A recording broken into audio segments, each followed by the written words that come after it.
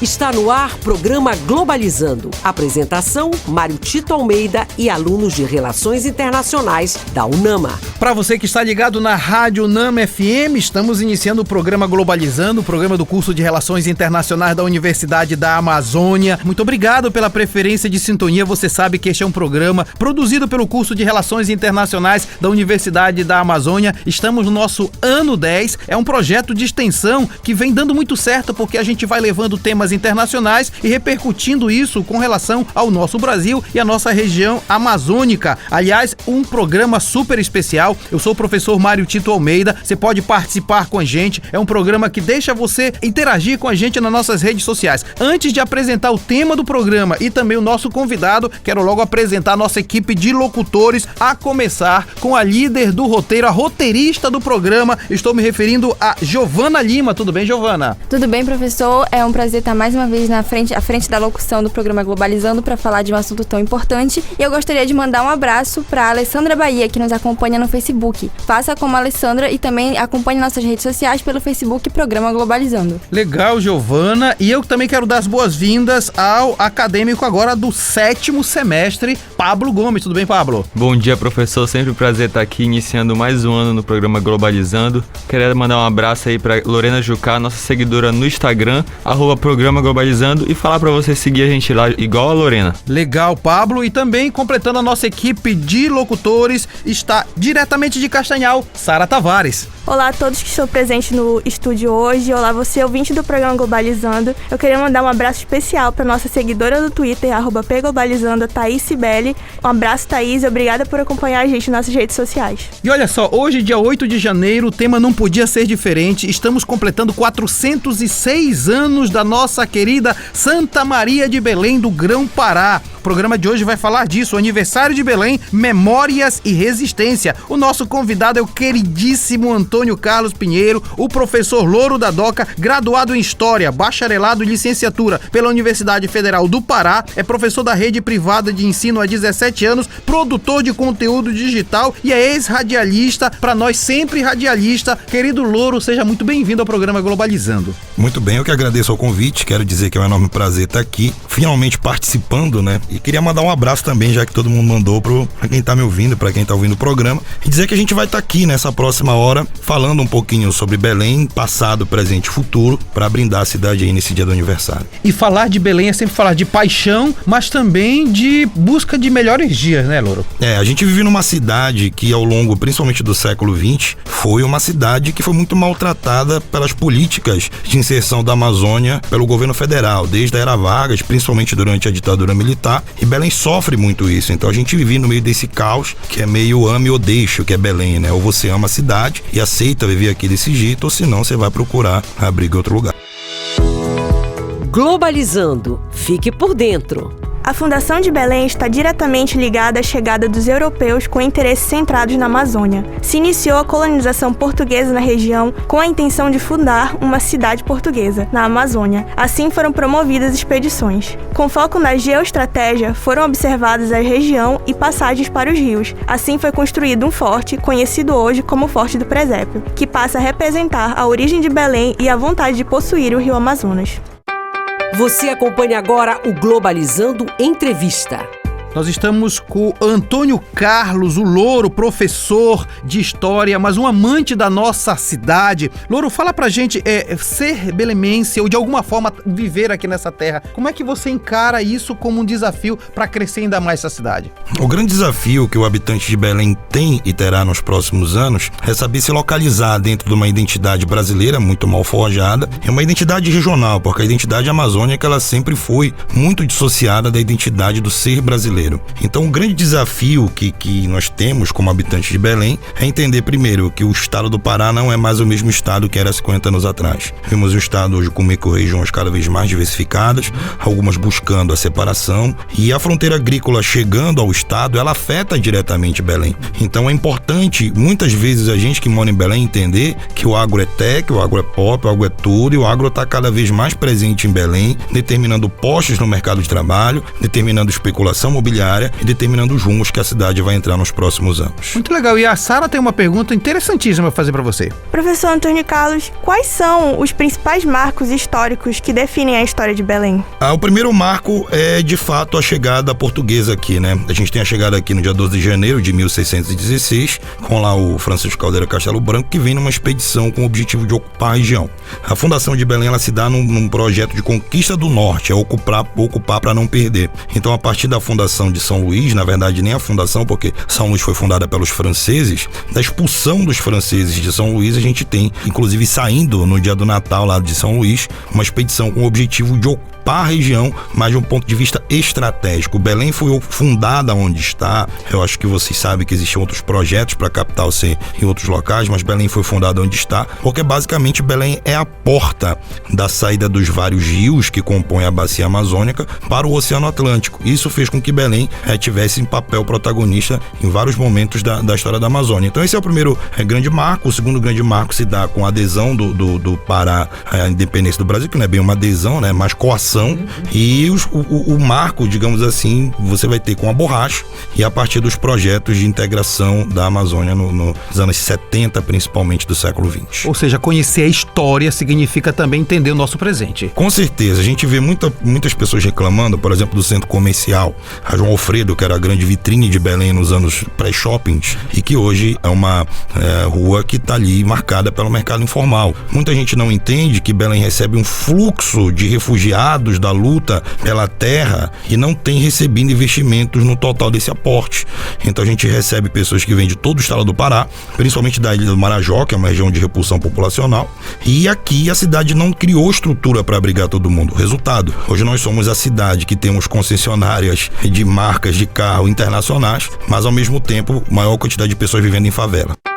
Você acompanha agora o Globalizando Entrevista. Nós estamos conversando com o professor Antônio Carlos Pinheiro. Ele é graduado em História pela Universidade Federal do Pará, é professor da rede privada de ensino há 17 anos, produtor de conteúdo digital, uma das grandes influências no Twitter Belém. E eu queria te dizer que ele está com a gente porque está falando da questão da memória e resistência a partir do aniversário de Belém. O Paulo Lima, Louro, tá no Instagram, tá perguntando o seguinte: qual a maior simbologia de resistência para Belém?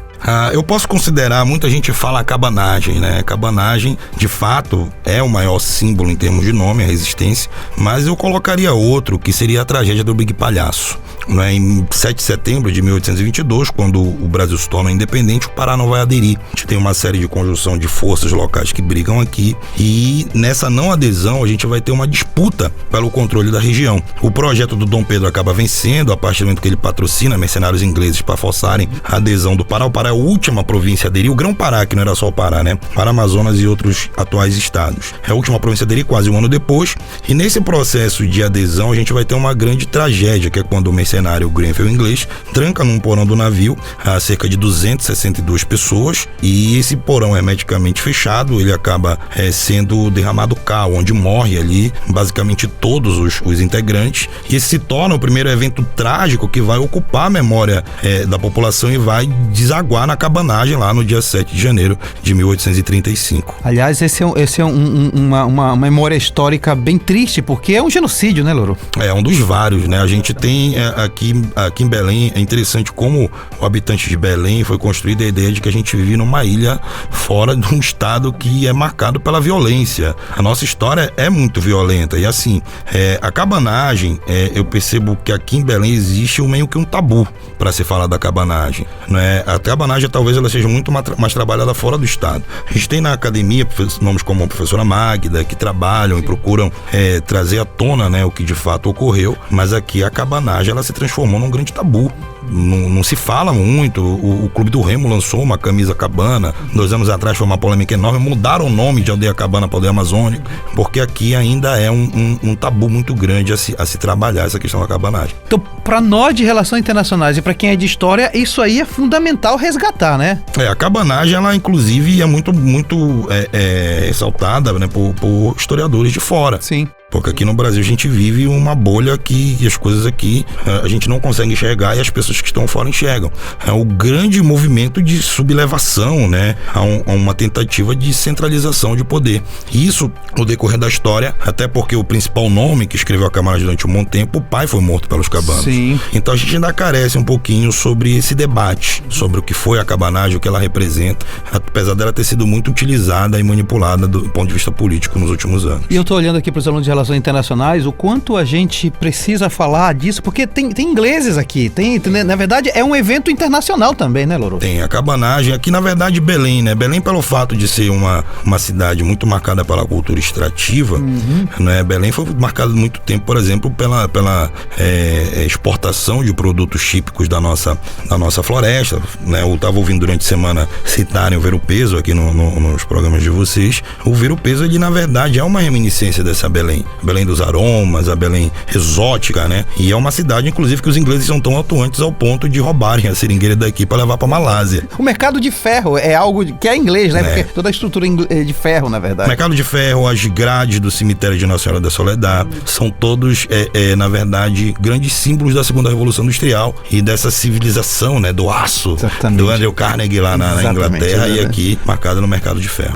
Você acompanha agora o Globalizando Entrevista. Nós estamos conversando no programa de hoje sobre o aniversário de Belém, que é dia 12, Memórias e Resistência. Nosso entrevistado de hoje é o professor Antônio Carlos Pinheiro. Olha, eu quero dizer para você que você pode participar com a gente nas nossas redes sociais e você pode fazer, por exemplo, como o Lucas Nunes no Facebook. Ele mandou uma pergunta muito interessante, Louro. Existem diferenças culturais entre o belenense e os povos que vivem nas ilhas próximas da cidade? Existe. O belenense, ele é meio metido, né, cara? Depende também do bairro. A gente não pode, inclusive, juntar o belenense no mesmo saco, né? Você tem o belenense da classe média, exato, que é aquele sujeito que cresceu ali nos arredores de Nazaré, até o Marizal, que foi um bairro apropriado, né, das classes populares. Isso. E dos bairros periféricos. Nos bairros periféricos, a gente tem dois bairros que merecem, assim, atenção no que eles representam a formação de Belém. Inclusive, são os mais populosos, né? Que é o Jurunas, que é um bairro que foi formado por esses habitantes das ilhas. Então, o jurunense, se você for, por exemplo, ali nas ruas do Jurunas, cada rua, né, ela é composta por pessoas que vieram de municípios ali da região da Alça Viária e das ilhas. Perfeito. E o Guamá. Enquanto que o Jurunas, ele é composto por quem vem de Canoa, o Guamá, ele foi muito composto por quem vinha pela estação de ferro Belém-Bragança, que hoje é o terminal. Perfeito. Inclusive a gente tem ali a Avenida Ceará, que era o grande refúgio dos cearenses, que vinham, muitos deles querendo recomeçar a vida durante os períodos de seca lá no Ceará, né? Então a gente tem ali nas ilhas uma vida marcada pelo rio. Sem dúvida. Uma vida marcada pelo rio, como vários, inclusive, autores, como Nilson Chaves, retrataram, né, nas suas obras, coisa que o paraense está conhecendo, o belenense, na verdade, né, o belenense é Docker, digamos assim, ele está reconhecendo ultimamente que é o rio. Perfeito. A gente está redescobrindo o rio, né? Estávamos de costa para o rio, apesar de ser banhado pelo rio, né? O meu medo agora é essa descoberta com toda essa voracidade. Descubram com moderação, gente, por favor. Tá? Agora, Louro, essa é uma questão interessante, né? A gente fala em Belém e pensa só nessa coisa mais continental, mas quantas ilhas tem aí, quanta coisa a ser não só conhecida, mas valorizada, né? Conhecida, valorizada. A verdade, a minha grande preocupação pro futuro é que essa turma que tá querendo explorar essas ilhas, eles não pensam no conceito de sustentabilidade. Perfeitamente. Então eles têm um conceito muito, digamos assim, salinopolense, de querer afundar carro, de querer alterar as coisas de uma maneira muito voraz. Então tem que pensar na inclusão dessas ilhas, principalmente com a população local dentro dos projetos. Não adianta você montar um bar bonitinho, fazer um monte de coisa bonitinha e o sujeito que vive na região ficar ali marcado só pela observação daquilo como por atividade secundária. Nesse sentido, então, a gente precisa valorizar e dar voz a essa galera que está nas ilhas e para incluí-lo de alguma forma no processo de desenvolvimento, né? Se você for observar, né, até bom a gente estar trabalhando isso, os grandes projetos ligados à questão do patrimônio histórico no mundo, do Quito é uma grande referência referência, né, Bogotá também, e até mesmo o Rio de Janeiro recentemente, eles incluem você ter a população local como protagonista. Então não é como aqui em Belém, que o cara ganha dinheiro, às vezes a gente não sabe nem com o que, e o cara aproveita o rio e lava ali, e a população local fica excluída. Legal, olha, o professor Antônio Carlos Pinheiro Louro está com a gente. É sensacional o programa de hoje, exatamente que estamos falando de Belém, mas do entorno, da população, inclusive, né? A propósito disso, vamos por mais um quadro do programa Globalizando. Globalizando nas ruas. E o Globalizando não para, nossa equipe de externas, liderada por Paula Castro, tem mais informações. Vamos receber agora a nossa produtora, Ana Mel Grimati, que está nas ruas e vai trazer informações para você. Oi, Ana Mel. Bom dia, professor Mário Tito. Bom dia a todos os ouvintes do programa Globalizando. Hoje eu estou aqui com o professor Michel Pinho, que é mestre em comunicação, linguagens e cultura, historiador e pesquisador sobre a história de Belém. Hoje ele vai conversar um pouquinho com a gente desse assunto que está sendo discutido aí, que é Belém, as memórias, enfim, a resistência que existe na história de Belém. Bom dia, professor Michel Pinho. Bom dia para todo mundo do Globalizando. Eu quero dizer que eu quero já tenho uma canequinha do Globalizando, agora eu quero a minha carteira de sócio do programa. Claro, professor. Então, professor, iniciando aqui a nossa entrevista, a gente sabe que a cabanagem ela foi um movimento de resistência muito importante para a região. E quais os reflexos da cabanagem nos dias de hoje? A cabanagem é um movimento que se situa na primeira metade do século XIX, entre mais ou menos janeiro de 35 e depois termina em 1940, no final, no interior da província. E ela tem como característica primeira o que nós estamos fazendo aqui. Existe uma memória muito ativa sobre a cabanagem, que ela é refletida em publicações acadêmicas, em música, em literatura, em monumentos históricos, como é o monumento do entroncamento. Mas a cabanagem deixa um recado, me parece muito significativo no século XXI, que é o recado da luta popular, entendeu? Então essa memória, ela é muito afetiva e ela é muito importante para a sociedade de hoje. Isso aí, professor. A segunda pergunta que eu tenho para o senhor é, o Círio, ele também é algo que marca Belém, né? E além de principalmente celebrar a fé cristã, quais outros impactos que são perceptíveis na cidade a partir dessa festa? Isso é bem importante também. O Círio faz parte da identidade de Belém, ele é um processo tombado pelo IFAM, né? O reconhecimento nacional e internacional pelo Unesco, e tem algumas características importantes, porque ele mostra uma série de continuidades, mas também mostra uma série de rupturas. E vou te dar um exemplo, né? Nós temos até hoje as procissões, nós temos até hoje a transladação, nós temos até hoje a imagem da Santa, mas como esse processo vai se ressignificando e ressignificando ao longo dos anos, isso é um dado importante da história e da antropologia, né? Nós temos hoje caixas de som, nós temos live, nós temos redes sociais que ressoam o Círio, mas ao mesmo tempo nós temos aquelas tradições que são centenárias, né? De levar a imagem para a benzeção, nós temos a partilha do Círio dentro de casa, nós temos a comida. Então o Círio né, nessa medida, uma série de transformações que vão, ao mesmo tempo, perpetuando algumas tradições e modificando outras. Muito obrigada, professor, pela tua entrevista. Pessoal, esse foi o professor Michel Pinho, conversou um pouquinho com a gente hoje aqui sobre Belém, sobre essas memórias, essas festas que marcam, movimentos de resistência. Muito obrigado, professor, por ter aceitado o nosso convite e participar mais uma vez do nosso programa Globalizando. Nada, querida. Eu estou aqui à disposição do Globalizando há não sei quantos anos. Belém vai fazer quase 420 anos. Eu participo do Globalizando há pelo menos uns 400 anos. Obrigada, professor. Globalizando. Fique por dentro. No passado, ainda movida pela Belle Époque que surgiu com o ciclo da borracha, a cidade de Belém desfrutou por anos uma trajetória de prosperidade econômica que, em seu auge, trouxe grandes avanços na infraestrutura da cidade e investimento para a região. Na atualidade, a cidade é um dos polos econômicos da Amazônia, com uma economia bastante diversificada e um potencial econômico significativo. Entretanto, ainda é uma das capitais brasileiras com o pior desempenho do Produto Interno Bruto per capita, ocupando a última posição no ranking nacional das capitais brasileiras, segundo dados do IBGE de 2018.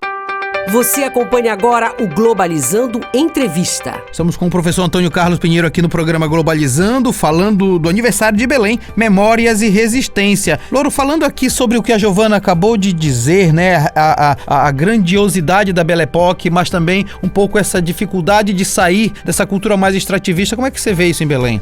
Principalmente é uma questão cultural, Tito. Como assim? A Belle Époque, ela foi muito celebrada. Até hoje eu acredito que Belém, nós somos viúvos de uma Belle Époque acabou há mais de 100 anos. Inclusive, eu acredito que a historiografia, a gente deveria superar isso. Foi bonito, foi intenso, mas acabou, né? Eu acredito que a Belle Époque, de fato, foi um período da história da região amazônica em que os olhos todos do mundo estavam virados para cá, mas a questão é que, ao contrário, por exemplo, do que aconteceu em São Paulo e Belém, quase que concomitantemente, se destacam pela produção de gêneros primários.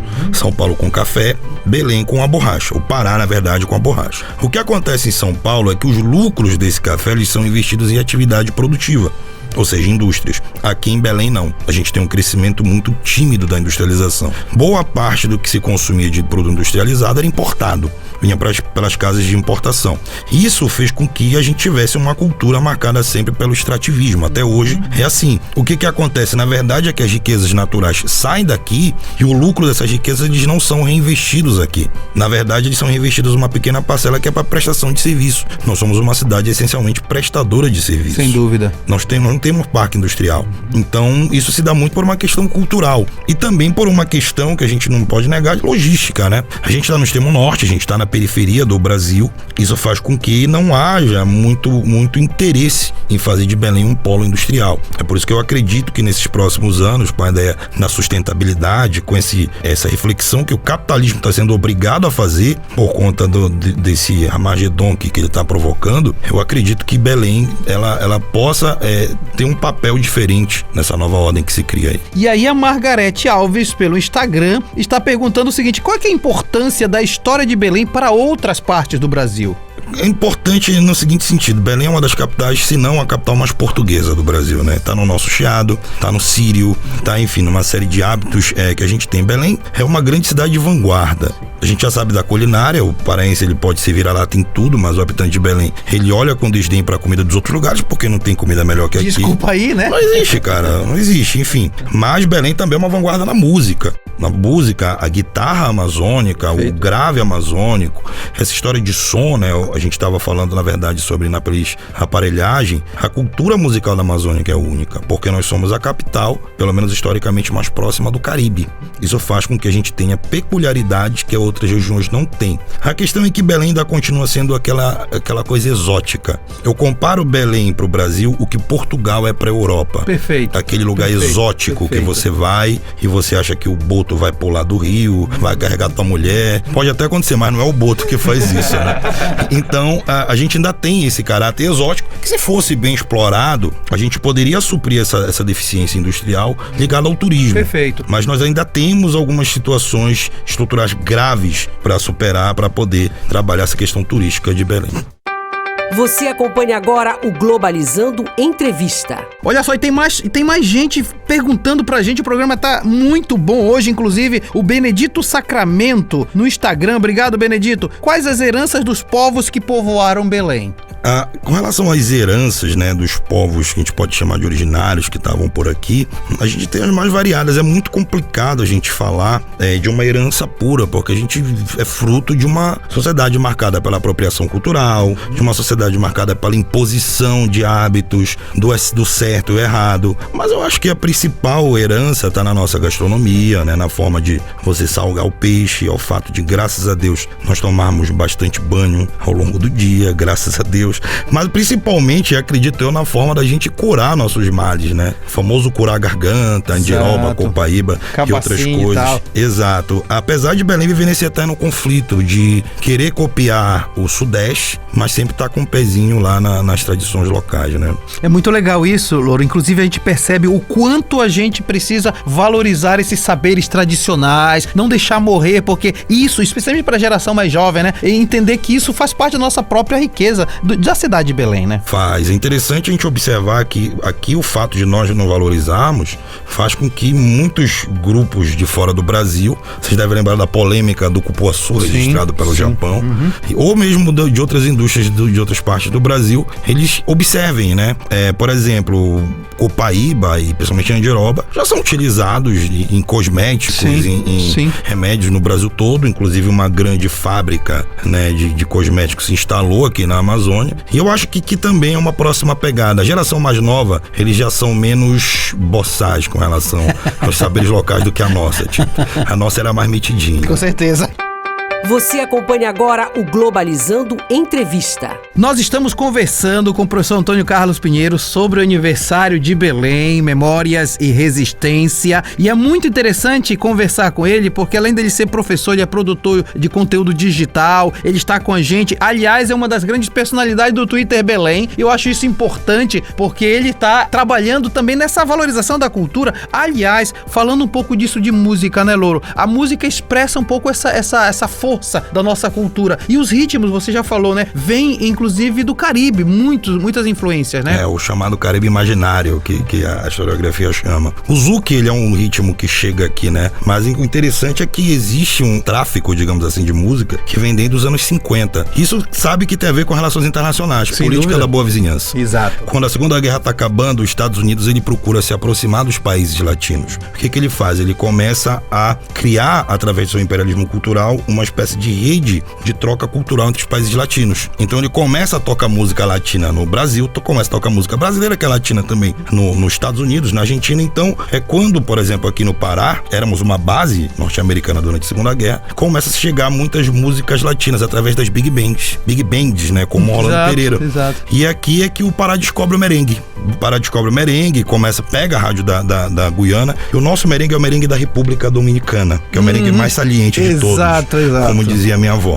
E era muito curioso que levava-se café daqui do Pará e trocava-se por disco. Não sei se você sabe, Belém era a capital do contrabando nos anos 50, 60, até a ditadura militar. E esses discos chegavam aqui e eles faziam as festas das sonoras, que eram as avós das aparelhagens. Inclusive, quem tinha um disco bom era o cara que todo mundo queria contratar pra festa. E existia um hábito que o Parense tinha desde essa época de ouvir música acelerada, o que hoje fala se aumentar o pitch, né? Isso que me contou foi o pai do meu amigo lá, o Júnior Almeida, que o sujeito, quando ele queria aumentar a velocidade do motorzinho da vitrola, ele mexia por ele mesmo. Sério? Esses caras daqui das sonoras, eles aprenderam a fazer eco sozinho, aprenderam a aumentar, e eles tinham um nome pra você aumentar a rotação da vitrola, é lambar. Lambar. Quando você lambava o merengue, ele ficava mais rápido, Por é daí isso... que surge a lambada. E é interessante porque se você for pensar mesmo, o Ipiti-Piti tocava em tudo quanto era rádio e boca de ferro, porque isso mostrava claramente essa influência.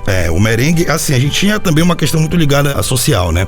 O merengue era um ritmo popular, das classes populares. Existiam alguns hábitos bem curiosos das festas em Belém, antes que você não podia ir de branco é a roupa que você trabalhava, então você não ia de branco pra festa. Enquanto que, por exemplo, na sede dos peixeiros, ali no Imperial, no São Domingos, ali no Jurunas, né? Os peixeiros eram Guamá. Você tinha o merengue tocando nas sedes tradicionais da família tradicional paraense, Paysandu, Remo, Assembleia Paraense, não tocava merengue. Clubes sociais. Tocava bolero, samba, canção, mas merengue nem pensar. Olha, Louro, vai ter um programa Globalizando só sobre isso, porque eu quero dar espaço também para quem está nos perguntando pelo Twitter. A Maria José está perguntando o seguinte: qual a importância do período da borracha para a história de Belém? A importância é muito mais imaginária. A gente tem que se livrar um pouquinho desse passado de borracharia, sabe?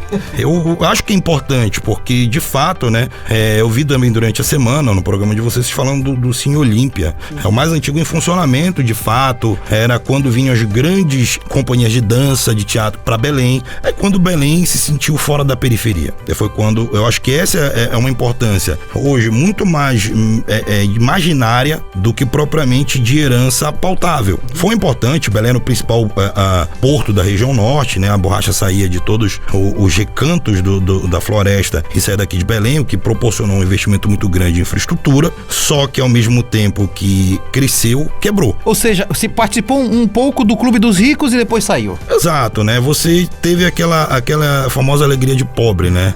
A gente tem um auge nos anos de 1870, que vai durar até a década de 1920, mas o curioso nisso tudo, eu acho muito curioso a história do Olímpia. O Olímpia, ele foi inaugurado na semana do naufrágio do Titanic. Sério? E você sabe qual é a maior bilheteria da história do Olímpia? É o Titanic. É o Titanic. Muito bem, olha, a conversa... E aí vem uma questão que eu acho interessante. A gente também tem dificuldade em produzir conteúdo forte da nossa própria região. Os documentários estão aparecendo, mas poderia ser melhor, né? Então é porque, na verdade, Tito, a gente tem, principalmente nos anos 60, no período que a ditadura militar se instaura, é uma questão muito da intelectualidade, principalmente da classe média, se apropriar da linguagem, dos saberes. Então tu tens uma idealização muito muito grande. Até hoje, a classe média, que tem um nível educacional um pouco mais alto, olha com desdém para as classes populares. É preciso a Anitta vir lá do Rio de Janeiro para ser engolida pelo crocodilo, para a parte da classe média perceber que existe uma indústria milionária aqui no Pará que movimenta a economia daqui a muito tempo. Então, a gente precisa, na verdade, quebrar um pouco essa bolha de só a classe média produzir, descobrir, só a classe média ser dona da bola. Perfeito. É preciso vir um cara de classe média para botar uma camisa florida e ir lá pro Ver o Peso falar de coisas que já existem há muito tempo, só que pelo fato de ser coisas das classes populares, pouco se fala. Eu vou te provocar rapidinho só. É como se foi a indústria fonográfica, né, que se vendia. Na verdade, a banda Calypso começou assim, vendendo na porta do comércio, se livrando um pouco das grandes produtoras. Mas sabe que o Calypso ele não estourou em Belém? O Calypso não estourou em Belém. Manaus e Recife. Pois é. O brega paraense, ele é muito famoso em Recife, só que lá ele tem o nome de Calypso, por causa da banda Calypso. Na verdade, a gente tem o seguinte, o termo brega era um termo que ninguém queria usar, porque é ruim de vender. Foi quando surgiu o termo axé music, que também é um termo pejorativo, só que acabou vendendo. Aqui tentam mudar o nome do brega para Amazon Music, não cola. E também para Calypso. O Calypso ele tem esse nome por causa da guitarra que o Chimbinha insere, que revoluciona, né, os rumos do brega e acaba dando o nome à banda, mas também aqui não pega o nome Calypso, mas em Recife pega. Então a gente tem essa, na verdade, uma cultura popular forte, pulsante e que continua, cara. Tu pode fazer o que for, essa divulgação paralela, ela vai continuar acontecendo, ela vai continuar viva. Só que hora ou outra a classe média olha pra ela e diz, olha o que eu descobri. Você não descobriu, meu filho, já existia há muito tempo. Tava só invisibilizado. Exato. E este foi o programa Globalizando de hoje. Terminou, gente. O programa foi tão bom, que com certeza vai ter uma parte 2, parte 3, porque foi muito legal. Louro, quero te agradecer demais. Foi um prazer não só te conhecer como um grande historiador que já conhecia, mas perceber o quanto tem de conteúdo pra gente conversar bastante. Tenho certeza que quem acompanha o Globalizando e a galera que tá aqui nos estúdios deve ter aprendido muito e também ter tido sede de aprender mais. Eu acho que a principal característica, Tito, é essa sede, né? Nós, como paraenses, somos famintos por conteúdo e quem gosta do conteúdo tem que ir catando uma coisa aqui, outra ali, e pra tentar passar isso e tentar manter vivo, né? Principalmente para gerações mais novas. Queria agradecer o convite, dizer que foi maravilhoso participar aqui e quantos quiserem, a minha carteira de trabalho está à disposição e também